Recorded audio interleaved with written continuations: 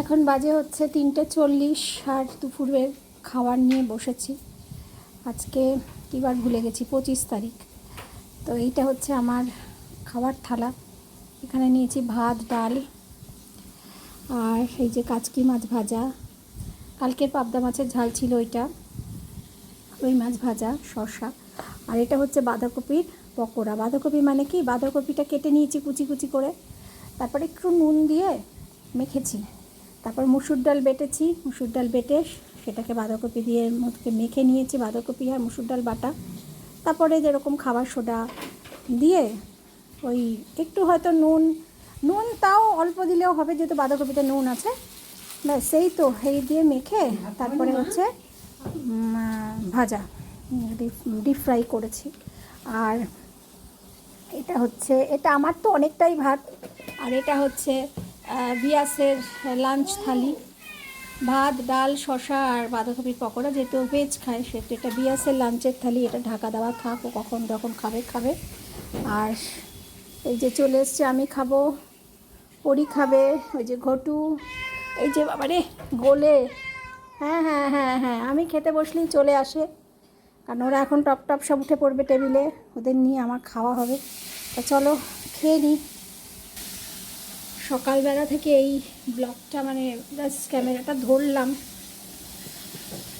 ভেবেছি যে একটু ডেইলি ব্লগ আনবো, কিন্তু সব সময় হয় না। যে বললাম যে আজকে আবার দেখো ক্যামেরাটা লম্বা করে ধরা হয়ে গেল, মনে থাকে না।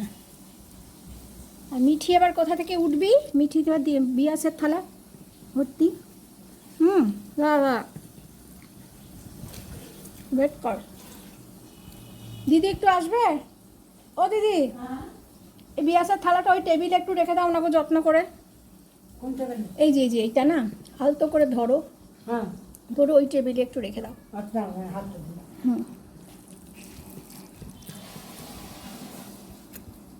তো এই যে একদম খাবার থালার সামনে হচ্ছে মিঠি, হ্যাঁ একটু দেখ, চেখে চুখেও দেখতে পারিস, অসুবিধা নেই, পড়ি।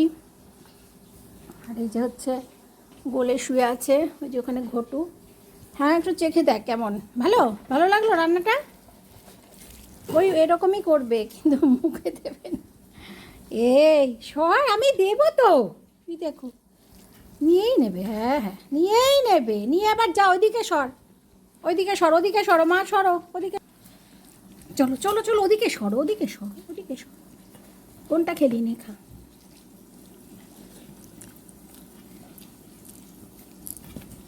হুম হুম, এটা খা, দেখলে তো তোর হাতে তুলে নেয়। অনেকে যারা পেট পছন্দ করে না তারা হা হা করে উঠবে, তো যারা পেট পেরেন্টস তারা জানো যে এটাই মজার, যেরকম মায়ের থালা থেকে বাচ্চা খাওয়া তুলে নেয় সেরকম। চলো খেয়ে নিই, তারপরে আবার দেখা হবে। আমার ঘরে ব্লগ করতে না কোনো এক্সট্রা কন্টেন্ট লাগে না, একদম তৈরি তৈরি কন্টেন্ট। এখন হচ্ছে ঘটু সারা দুপুর আমার সাথে ঘুমিয়েছে এইভাবে। আচ্ছা, আর এই যে এ হচ্ছে আমাদের মিঠি রানী, দুজনের প্রচণ্ড শত্রু, মানে সারাক্ষণ এর ওর পেছনে দৌড়াচ্ছে, ওর পেছনে দৌড়াচ্ছে, হ্যাঁ। আর ঘটু পাগলের মতো মিঠিকে তাড়া করে, আর মিঠি হচ্ছে ঘটুকে আঁচড়াতে থাকে, আর আমি চেষ্টা করি যাতে মিঠির নোখটা ঘটুর কোনো জায়গায় না লাগে। তো এই যে এখন সন্ধে 6:20, এটা হচ্ছে আমার ঘরের অবস্থা। ঘটুকে আমি একটু গায়ে চাপা দিয়ে দিচ্ছিলাম, কারণ ঘটুর না ফ্যান চলছে তো, আর ঘটুর একটু ঠান্ডা লাগার বাতিক আছে। হ্যাঁ হ্যাঁ হ্যাঁ, তুমি একটু গায়ে চাপা দিয়ে দাও, হ্যাঁ টেনে নাও চাদরটা টেনে নাও, চাদরটা আবার টেনে নেও। এই আর এই হচ্ছে মিঠি রানী। মিঠি উঠে পড়েছিল, উঠে না চুপচাপ ঘটুকে দেখছিল যে এটা আমার কাছে শুয়ে আছে। দুজনে এত ঘুমে মত্ত যে কোনো হুঁশ নেই, যে যার মতো শুয়ে পড়লো, আবার ঘুমিয়ে পড়লো।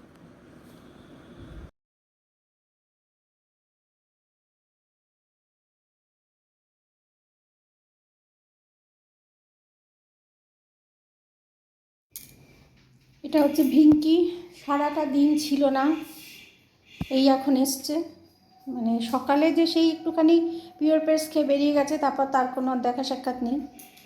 আর এই যে এখন এসছে, এসে দেখি আমাকে ডাকছে ঘর থেকে।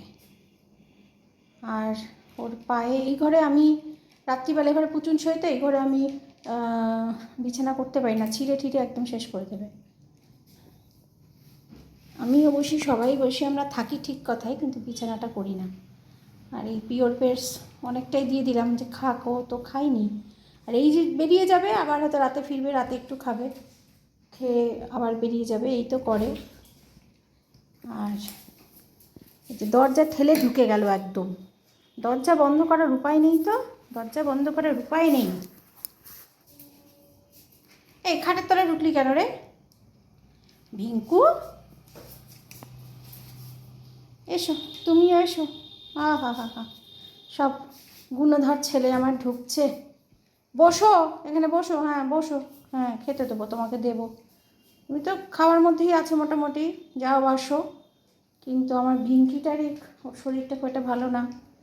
ওকে ওই কে কামড়েছে, কামড়াকামড়ি করে এরা, ওই জন্য ওকে দেবো, ওকেও পিওর পেটসই দেবো। আর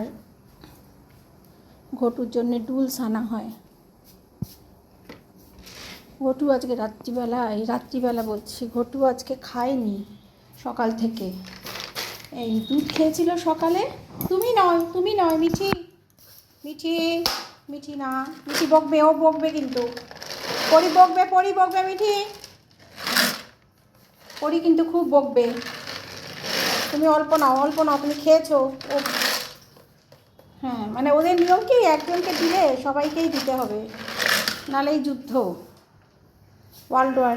তুমি খাবে, তুমি একটু খাবে, তুমি তো ডুলস খাবে মা, তুমি খাবো, তোমাকে এখন দেবো না। ঘটু দাঁড়াও, আমার ক্যামেরাটা ভীষণ বিজি হয়ে যায়।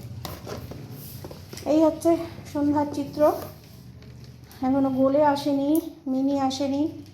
আমি যাব কোথায়, যাওয়ার উপায় আছে? এই যে এক এক করে আসবে, এক এক করে খেতে দেবো। আর এই যে যখন ওরা যখন খায় এরম করে থাকে, ওকে ডুলস দেওয়া হবে, ওকে পিওর পেটস তো দিই না। চলো তোমাকে ডুলস দেবো। ওপরে দাদাই ভালো, ওপরে দাদা এই সমস্ত প্যাকেট ফুড খায় না, ভালো। তুমি খুব পাজি হয়েছো জানো। এই হচ্ছে আমার সারাদিনের বাচ্চা কাচ্চা। এখন বাজে রাত্রি 11:30, আর ব্লগটা শেষ করার জন্য আমাকে এখনই বসতে হবে। আর আজকে বেশি কিছু দেখাতে পারিনি, যাই দুপুরে একটু খেয়েছিলাম, ওটাই তোমাদের সামনে একটু দেখালাম।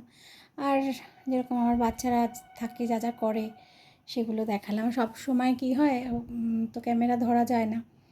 স্ট্যান্ড একটা কিনবো, স্ট্যান্ড কিনে কীভাবে কী করতে হয় সেটাও জানি না, তো চেষ্টা করছি জানার।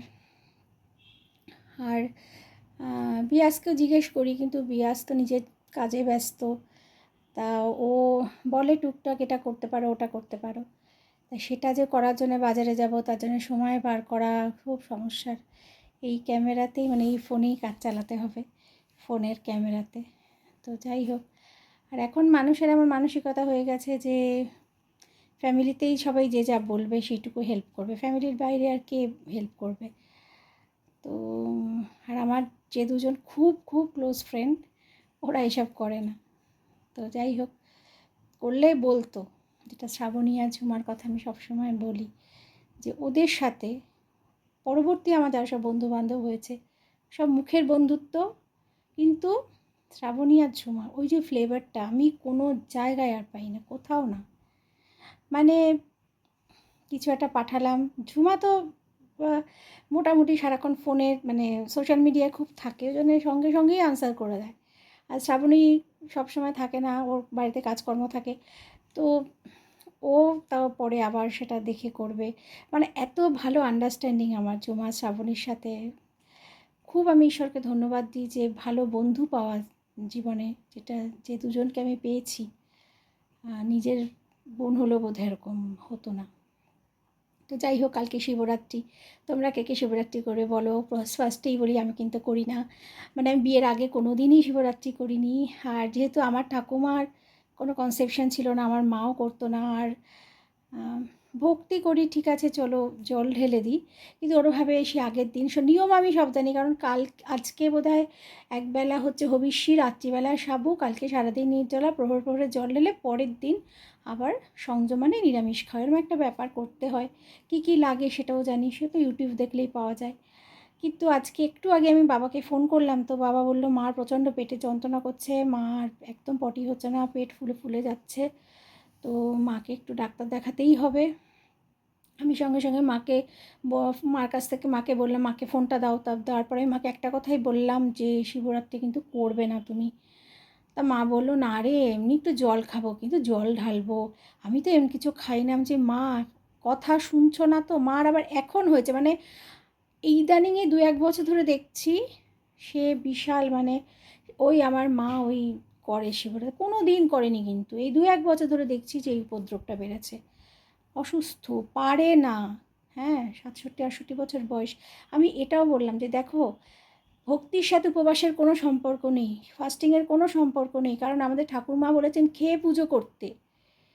তোমার ছাড়া, আর আমি যেটা জানি, প্লিজ ডোন্ট টেক আদারওয়াইজ, আমি অনেককে যারা শুনছি যে শিবরাত্রি করছে, ফার্স্টেই হচ্ছে যে কি খেতে হবে, মানে আগের দিন কি খাওয়া যাবে, একবেলা পরে একবেলা অবশ্য খাওয়া হলো হবিষি সেদ্ধ ভাত, তাহলে রাত্রিবেলা কি খাবো, তারপরে জল ঢেলে কি খাবো, পরের দিন কী খাবো।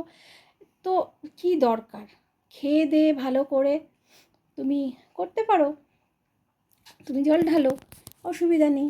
ভক্তি তো তার নিজের কাছে, যে দেবাদিদেব মহাদেব যে বেলপাতাতে সন্তুষ্ট, তার জন্য তত উপচারের কোনো দরকার নেই, তাই না? আমাদের লক্ষ্মীর বইতেই তো আছে, উপচার কোনো কিছু নাহি প্রয়োজন, একমাত্র প্রেম ভক্তি করিবে অর্পণ। এটা তো আমাদের লক্ষ্মীর বইতে আমরা প্রতি বৃহস্পতিবার পড়ি না? আর বাইবেলেও আমি দেখেছি যে প্রভু যীশু বলেছেন যে যখন তোমরা উপবাস করবে, যদি কখনো করো, তাহলে এমনভাবে থাকবে যাতে লোকে তোমাদের দেখে না বুঝতে পারে। অসুস্থ হলে করার কোনো দরকার নেই, কোনো ধর্মগ্রন্থ তোমাকে উপবাস করতে বলছে না, তাও করছে, ঠিক আছে। আর অসুস্থ হয়ে পড়লে তখন আরও বিপদ। জানি না, যাই হোক, তোমরা যারা শিবরাত্রি করছো, আমি বলবো যে ঠাকুর মাও তো বলেছেন যে খেয়ে পুজো করতে, তোমরা কিছু অন্তত খেয়ে নিও, কঠোর নিয়ম। যারা ইয়াং জেনারেশন করছে তারা ঠিক আছে, তারা পারছে, কিন্তু ফুললি ফাস্টিংয়ে থাকলে শরীরে কিন্তু মারাত্মকভাবে এফেক্ট হয়। কারণ কি, আমি একটা সময় করেছি এগুলো, আমি জানি 14 সালে আমার গলব্লাডার বেরিয়ে যাওয়ার আগে আমি যে কত কী উপোস কাপাস করেছি তার ঠিক নেই। তো আমি জানি প্রচণ্ডভাবে সাফার করবে। সুস্থ থেকে 2 দিন খুব ভালোভাবে কাটাও। আর আমি ঘরেই জল ঢালবো, অবশ্যই একেবারেই আমি কোনো ফাস্টিংয়ের মানে ধারে পাটেই নেই, কারণ আমি জানি, আমি এটা বিশ্বাস করি যে ভক্তিটাই হচ্ছে আসল। সৎ পথে থাকো, সবার ভালো চাও, সবার সাথে ভালো ব্যবহার করো। সব থেকে যে বড় কথাটা, যেটা সমস্ত শুধু বাইবেলে আমি পড়ছি বলে তা নয়, সব জায়গায় আছে, যে প্রতিবেশীকে নিজের মতো করে ভালোবাসো, মানে ভালোবাসাটা, ক্ষমাটাই হচ্ছে মূল। তুমি যদি ভালোবাসা নাই করতে পারলে, ক্ষমা না করতে পারলে, ভালোবাসা না দিতে পারলে, তোমার পুজোয় কিন্তু কোনো কাজ হয় না। মিলিয়ে নিও, ঠিক আছে? তো সবাই সুস্থ থেকো, ভালো থেকো, আর ভালো রেখো সবাইকে, শান্তিতে থেকো, সৎ পথে থেকো, ঈশ্বরের প্রতি ভক্তি রেখো। ব্লগটা আজকে এখানেই শেষ করলাম। সবাই সঙ্গে থেকো, সবরীর কথার। শুভরাত্রি।